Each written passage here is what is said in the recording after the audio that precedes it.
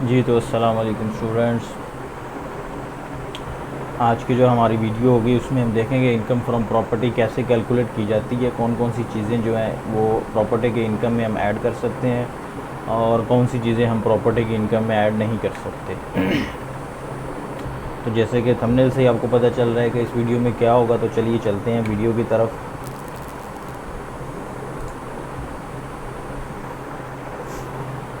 सबसे पहले रेंट की डेफिनेशन कि रेंट क्या चीज़ होती है, क्योंकि प्रॉपर्टी से जो हमें इनकम आ सकती है वो रेंट ही हो सकता है। या तो प्रॉपर्टी को सेल करके आप उसका कैपिटल गेन कर लें, तो या फिर आप उससे जो है ना मंथली बेसिस पर जो है ना वो रेंट अर्न कर लें। तो यहाँ पर हमने जो ट्रीटमेंट देखना है वो हमने रेंट का ट्रीटमेंट देखना है कि एक बंदा अगर प्रॉपर्टी से रेंट अर्न कर रहा है तो वो उसका टैक्स ट्रीटमेंट उसका क्या होगा। सबसे पहले रेंट होता क्या है, इनकम टैक्स ऑर्डिनेंस में रेंट कहा किसको जाता है। डेफिनेशन में कह रहा है the rent received or receivable by a person for a tax year other than rent exempt from tax under this ordinance shall be chargeable to tax in that year under the head income from property। कोई भी ऐसा rent जो आपने receive कर लिया है या अभी रिसीव करना है, आपके टेनेंट पर ड्यू हो चुका है, तो वो जो रेंट होगा वो आपका इनकम फ्रॉम प्रॉपर्टी के हेड में ट्रीट होगा। इनकम फ्रॉम प्रॉपर्टी का हेड सेक्शन 15 है, वहाँ पर ये ट्रीट होगा।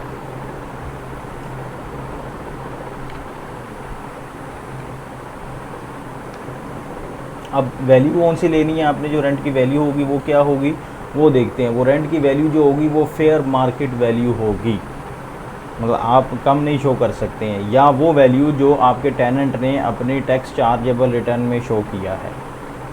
ठीक है, where the rent received or receivable by a person is less than the fair market value for the property the person shall be treated as having derived the fair market rent for the period of property is let on rent in the tax year।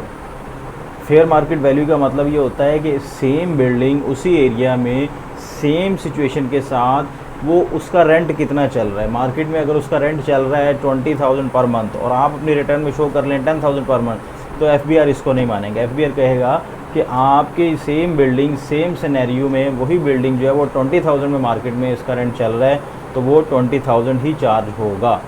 तो इसको कहते हैं fair market value. अब कौन कौन सा rent जो है प्रॉपर्टी के इनकम में ऐड नहीं हो सकता, वो बाज़ाहिर तो ऐसे ही लग रहा है कि जैसे वो प्रॉपर्टी की इनकम से आ रहा है हमें, लेकिन इनकम टैक्स उसको जो है ना प्रॉपर्टी का रेंट नहीं मानेगा, क्योंकि प्रॉपर्टी का जो रेंट का है उसका स्लैब रेट डिफरेंट है, जबकि अदर जो टैक्स रेट्स हैं उसका स्लैब रेट डिफरेंट है। तो सबसे पहला रेंट ऐसा कि जो नहीं इंक्लूड होगा वो क्या है, देखिए, any rent received or receivable by any person in respect of lease of a building. आपने लीज पे दी हुई है building, together with plant and machinery. उस बिल्डिंग में कुछ प्लांट्स और कुछ मशीनरी वगैरह थी, वो भी इंस्टॉल थी, आपने वो भी साथ ही एक रेंट के अंदर उसकी अमाउंट को जो है ना आपने फिक्स कर दिया। आपने कहा कि जी बिल्डिंग का रेंट 25,000 है, इसके अंदर जो मशीनरी प्लांट है उसका आप 10,000 समथिंग ऐड कर लो, तो जो टोटल मिला के वो 25,000 तक आप इसका रेंट मुझे मंथली दो। तो एफबीआर कहेगा कि नहीं, ये जो 25,000 आपने लिया है ये रेंट इनकम ट्रीट नहीं होगा। इसको किस में ट्रीट करना है, इसको इनकम फ्रॉम अदर सोर्स, जो 5वां हेड ऑफ इनकम है उसमें आपने ट्रीट करना है, इनकम प्रॉपर्टी के में ट्रीट नहीं होगा। ये पहली कंडीशन आ गई। अगर आपने अपनी बिल्डिंग के साथ कोई मशीनरी रेंट वगैरह पे भी वो भी साथ ही आपने रेंट पे दे दी है, तो फिर भी वो जो है ना वो रेंट इनकम ट्रीट नहीं होगी। या उसके साथ एक और कंडीशन है, where any amount is included in rent received or receivable by any person for the provision of amenities, utilities or any other services connected with the renting of the building। हाँ जी, building की rent के साथ कोई और service आपने connect कर दी है कि जो कि बाज़ाहिर रेंट वाली सर्विस के साथ नहीं होती। अगर आपने एक बिल्डिंग रेंट पे करनी है तो आप जस्ट एक बिल्डिंग विजिट करवाएंगे और उनसे एग्रीमेंट करके आप उनको रेंट पे दे देंगे, जबकि इसमें अगर आपने कोई और फैसिलिटी उनको प्रोवाइड कर दी है, कोई मंथली या कोई एनुअली ऐसी फैसिलिटी आपने दे दी है कि जिससे जो है ना रेंट का ताल्लुक नहीं है, लेकिन अट्रैक्शन आ गई है लोगों में कि आपका टेनेंट जो है इस वजह से अट्रैक्ट हो गया कि उसको ये फैसिलिटी मिल रही है, तो फिर क्या होगा, फिर वो जो उससे आप रेंट अर्न कर रहे होंगे एफबीआर में वो जो रेंट है वो उसमें रेंट इनकम में ट्रीट नहीं होगा, प्रॉपर्टी की इनकम में ट्रीट नहीं होगा, उसको प्रॉपर्टी वाला स्लैब रेट नहीं लगेगा। ये दो चीज़ें आ गई थी। अब इसके बाद कुछ डिडक्शंस है कि आपने जो रेंट रिसीव किया है उसमें कुछ डिडक्शंस हैं। और उस अब इसके दो तरीके हैं, या तो आप अपनी रेंट की इनकम को as a business income treat करें तो फिर ये डिडक्शंस आपको अलाउ होंगी, या फिर आप अपनी रेंट इनकम को सैलरी के हेड में डाल लें तो फिर वहाँ पर कोई डिडक्शन अलाउ नहीं होगी। रेंट इनकम को ट्रीट करने के दो तरीके हमें एफबीआई अलाउ करता है। एक तो ये कि आप अपनी जो है ना रेंट इनकम है वो टोटल की टोटल जो है ना वो आप अपनी सैलरी की इनकम में डाल के सैलरी का स्लैब रेट लगा लें, या फिर आप इसको ऐसा बिजनेस इनकम ट्रीट करके इसके अंदर से कुछ रिडक्शन जो है बाय लॉ दी हुई है वो अलाउ करके फिर जो आपका बिजनेस का स्लैब रेट होगा फिर वो लगेगा, फिर प्रॉपर्टी के टैक्स रेट इसका नहीं लगेगा। ठीक हो गया। आगे हम दोनों न्यूमेरिकल करेंगे कि इससे फ़र्क क्या पड़ता है टैक्स पे। सम टाइम टैक्स पेएबल जो है ना वो प्रॉपर्टी का स्लैब रेट लगाने से कम बनता है और सम टाइम जो है ना प्रॉपर्टी का स्लैब रेट लगाने से वो बढ़ जाता है। तो ये अब आप पे डिपेंड करता है कि आपने पेपर के एग्ज़ाम में इसका क्वेश्चन जो है ना वो किस तरह से अटैम्प्ट करना है, वो आप पे डिपेंड करता है। दोनों तरीके अलाउ होंगे, आप जैसा भी तरीका कर लेंगे। Number 1, in respect of repair to building, अगर आपने कोई, अब ये वो डिडक्शंस हैं कि जो आप अगर बिजनेस इनकम ट्रीट करेंगे उसको डिडक्शंस अगर आप ये ले लेते हैं तो फिर आपका जो है ना स्लैब रेट डिफरेंट हो जाएगा। ठीक है, अगर आप डिडक्शन नहीं लेते तो फिर आपका स्लैब रेट जो है ना वो प्रॉपर्टी वाली इनकम का स्लैब रेट लगेगा। In respect of repair to a building and allowance equal to 1/5 of the rent chargeable to tax in respect of the building for the year. कह रहा है अगर आपने रिपेयर करवाई है तो उस रिपेयर की मद में जो है ना आप एक डिडक्शन ले सकते हैं कि जिसका जो है ना 1/5 होगा, 1/5 ऑफ रेंट चार्जेबल, तब तक वहाँ तक आपको अलाउ है। अगर उससे जो है ना वो कम होगा तो फिर वही आपका अलाउ होगा जो आपने किया होगा। नंबर, एनी प्रीमियम पेड और payable by the person in the year to insure the building against the risk of damage or destruction.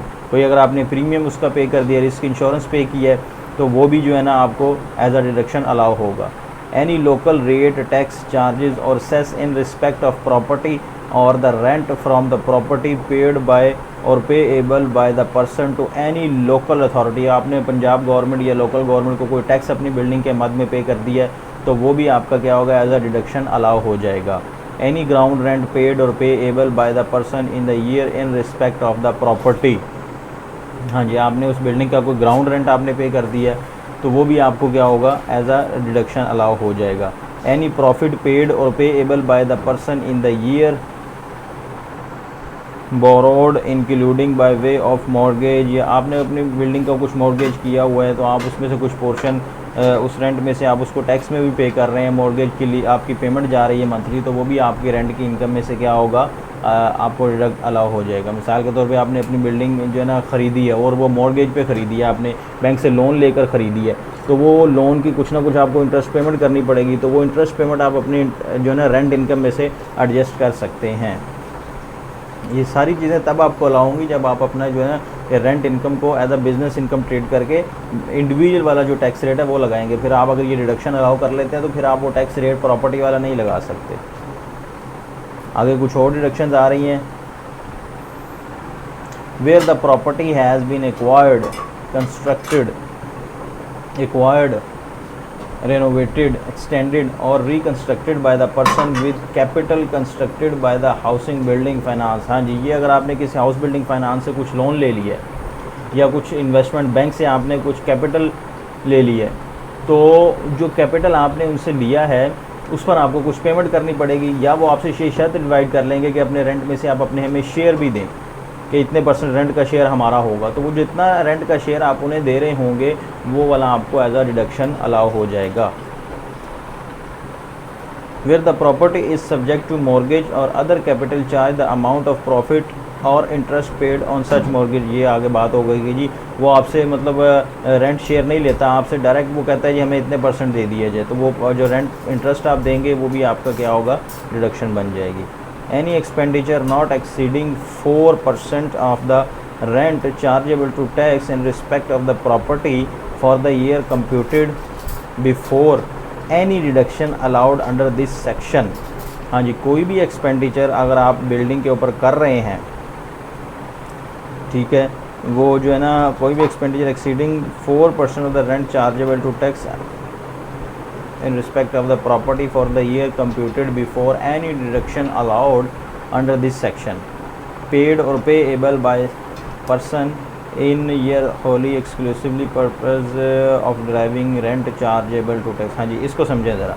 आपने एक बिल्डिंग रेंट पे दी, अब आपने उस रेंट को कलेक्ट करना है। कलेक्ट करने के लिए आप अगर बाहर हैं, अब्रॉड रहते हैं, तो यहाँ पर आपको कोई अपना एजेंट हायर करना पड़ेगा, या कोई आपने पर्सन रख लिया, तो उस पर्सन को आपने हायर किया और जो आपने कलेक्शन चार्जेस आपके हुए वो कलेक्शन चार्जेस आपको अलाउ हो जाएंगे कि जी मैंने फ़लाँ पर्सन को जो है ना वो अपना एजेंट रखा हुआ है रेंट कलेक्शन के लिए, तो उसकी मैं मंथली सैलरी देता हूँ, या उसको मैंने कुछ और फैसिलिटी दी हुई है, बाइक वगैरह या इस तरह का कोई मंथली पेट्रोल वगैरह, ये जो भी आप दे रहे हैं तो वो आपको एज अ डिडक्शन अलाउ होगा। लेकिन उसकी लिमिट है। लिमिट कितनी है? 4% तक आप अपने रेंट में से उसको डिडक्ट कर सकते हैं। अगर आप ज़्यादा पे कर रहे हैं तो वो ज़्यादा आपको अलाउ नहीं होगा।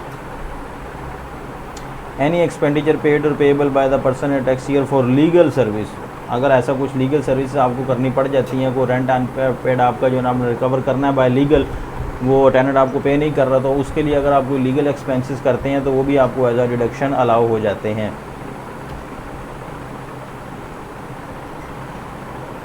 The person has taken all reasonable steps institute legal proceeding for the recovery of the unpaid rent or has reasonable ground to believe that legal proceeding would be unless।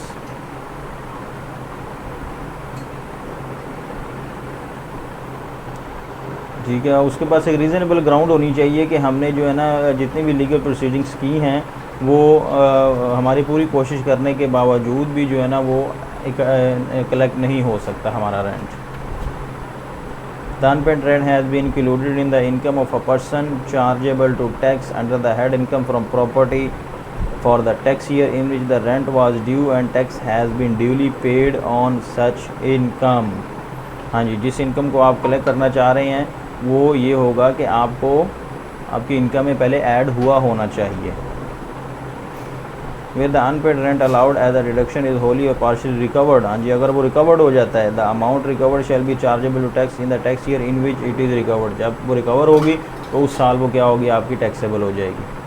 Where a person has been allowed a reduction for any expenditure incurred in driving rent chargeable to the tax under the head income for property and the person has not paid the liability or a part of the liability to which the reduction relates within 3 years, ठीक है, of the end of the tax year in which the reduction was allowed, the unpaid amount of the liability shall be charged to tax under the head income from property in the first tax year following the end of the 3 year। अब ये समझें ज़रा, आपने एक अपना employ higher किया हुआ है रेंट कलेक्शन के लिए, आपने उसको कुछ पेमेंट करनी है, एरियर उसके रह रहे हैं, उसकी सैलरी ले रही है या उसके कोई और अमाउंट आपकी तरफ ड्यू है। आप 3 साल तक अगर आप अपनी वो लाइबिलिटी पे नहीं करते, अपने उस एम्प्लॉय को सैलरी पे नहीं करते, तो 3 साल के बाद बाय लॉ वो जो आपकी लाइबिलिटी होगी वो अंडर टैक्सेबल इनकम में चार्ज हो जाएगी। वो आपको 3 साल तक छूट देंगे, उसके बाद आप वो लाइबिलिटी मज़ीद कैरी ऑन नहीं कर सकते।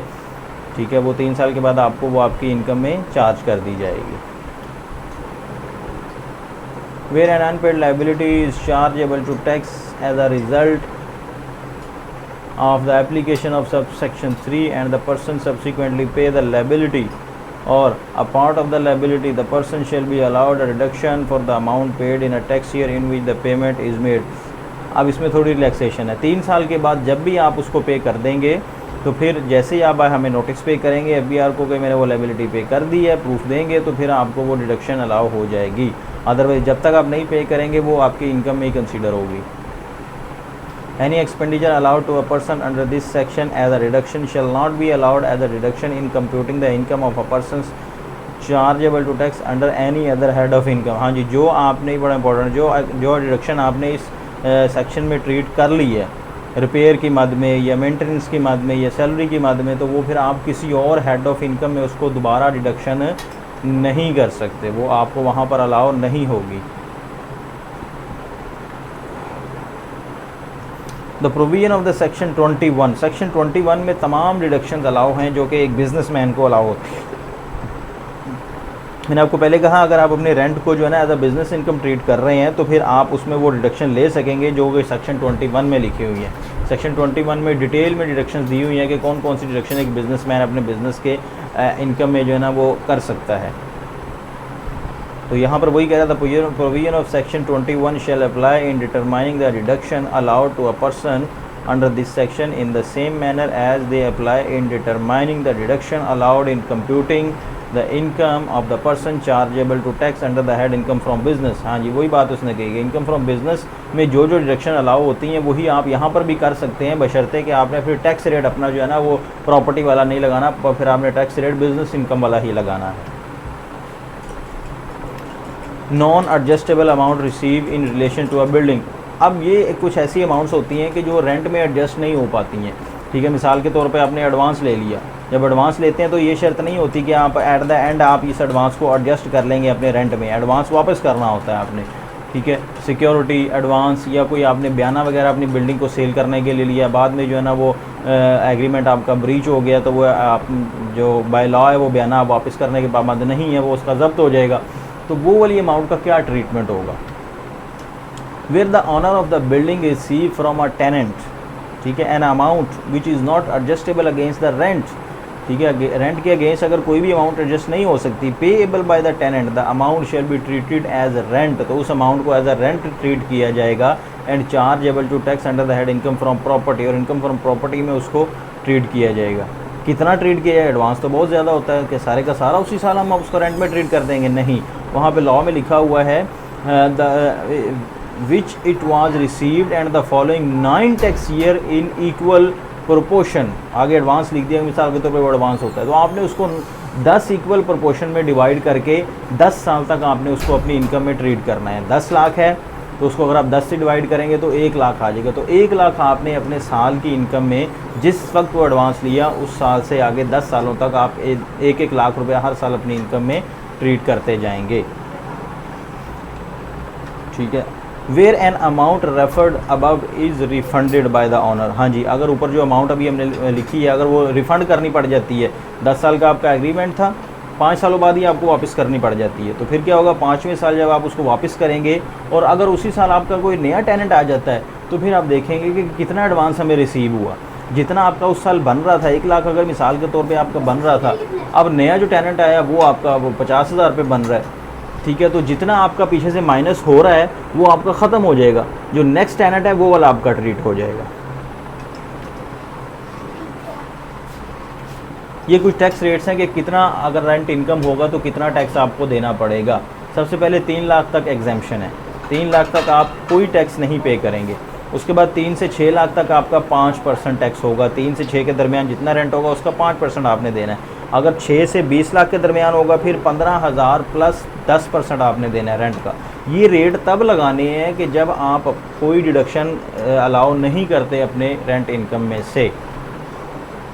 और अगर आपने कोई बिल्डिंग किसी बिजनेसमैन को दी हुई है या किसी कंपनी को दी हुई है तो कंपनी पे ये लाजमी होता है कि जब भी वो पेमेंट करेगी वो आपका पेमेंट के अंदर जितना टैक्स बनता है वो टैक्स काट कर करेगी, उसको कहते हैं टैक्स विद हेल्ड कर लिया उसने।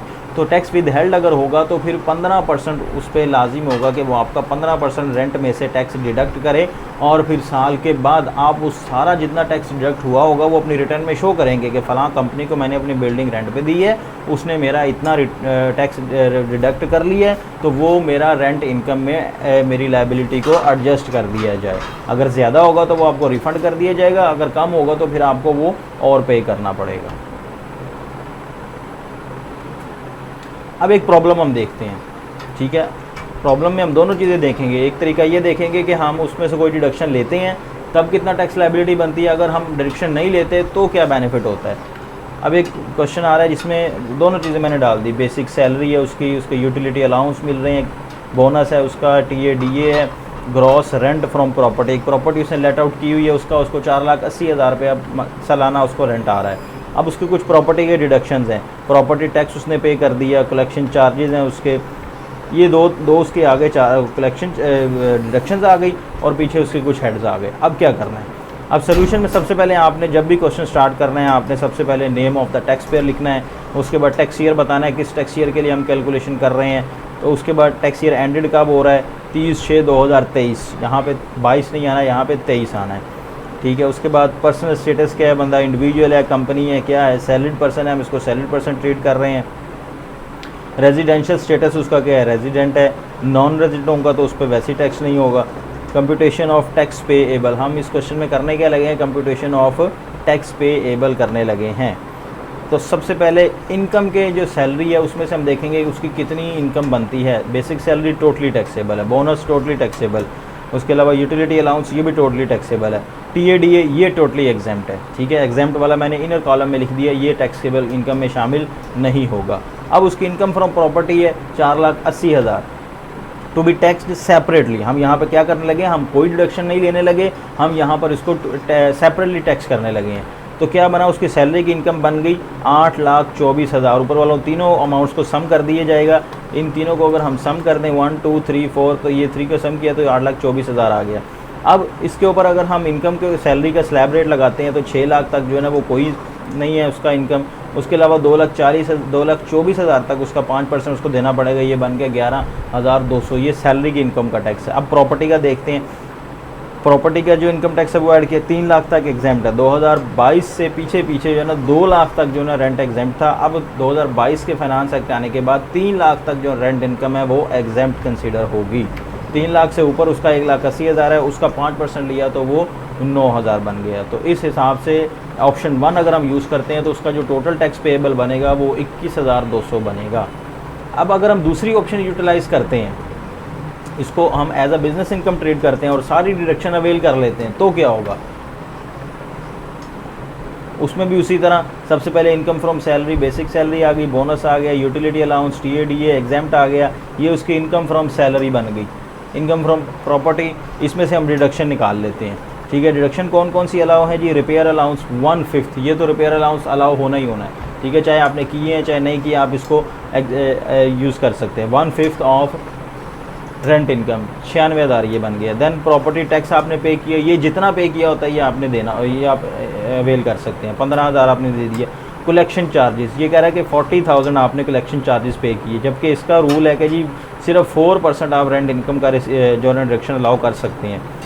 मैक्सिमम आपको 4% तक है, तो 4% तक आपका अगर 4,80,000 का देखें तो वो आपका बनता है 19,200। ठीक है, तो 19,200 अलाउ होगा, आपका 40,000 अलाउ नहीं होगा। तो ये 3 एक्सपेंसेस आपके मिलाकर बन गए, टोटल डिडक्शन कितनी बन गई, 1,30,200। ये जब आप अपनी 4,80,000 में से माइनस करेंगे तो टैक्सेबल इनकम फ्रॉम प्रॉपर्टी कितनी बनी, 3,49,800। इसका अलहदा से स्लैब रेट अब लगेगा जो कि बिज़नेस वाला होगा। तो टैक्सेबल इनकम नहीं, अलहदा से नहीं, इसको आपने अपनी इनकम में ऐड कर लिया। ठीक है, अलहदा वाला हमने पहले ऑप्शन कर लिया। अब इसको क्या करेंगे, सैलरी की इनकम में ऐड कर लिया, प्रॉपर्टी की भी इनकम में ऐड कर ली, 11,73,800 बन गया। इसको हम इंडिविजुअल वाला रेट लगा देंगे तो ये 6 लाख तक एग्जाम्प्ट है, उसके ऊपर उसको 10% देना पड़ेगा जो बिज़नेस इनकम का है, तो वो 97,380 रुपये बन गया। तो ये 97,380 रुपये इसका टैक्स पेएबल बनेगा अंडर द सेकेंड ऑप्शन। तो ये अब बिज़नेस सम टाइम ऐसा होता है कि इस ऑप्शन में टैक्स कम बन रहा होता है, रिडक्शन बहुत ज़्यादा होती हैं, तो फिर वो लोग ये वाली जो है ना ऑप्शन अवेल कर लेते हैं, और सम टाइम जो है ना वो दूसरी ऑप्शन अवेल कर लेते हैं। तो ये क्वेश्चन आप पे डिपेंड करता है आपने इसको पेपर में कैसे एग्जाम्प्ट करना है। तो ये थी हमारी आज की वीडियो। उम्मीद है कि आपको पसंद आई होगी। इंशाल्लाह नेक्स्ट वीडियो में हम इसको मज़ीद देखेंगे, इनकम टैक्स में और कौन सा क्वेश्चन होता है। अभी इसके अलावा भी मज़ीद और हेड्स ऑफ इनकम है जो कि नेक्स्ट वीडियो में इंशाल्लाह होंगे। तो ओके जी, अल्लाह हाफ़िज़।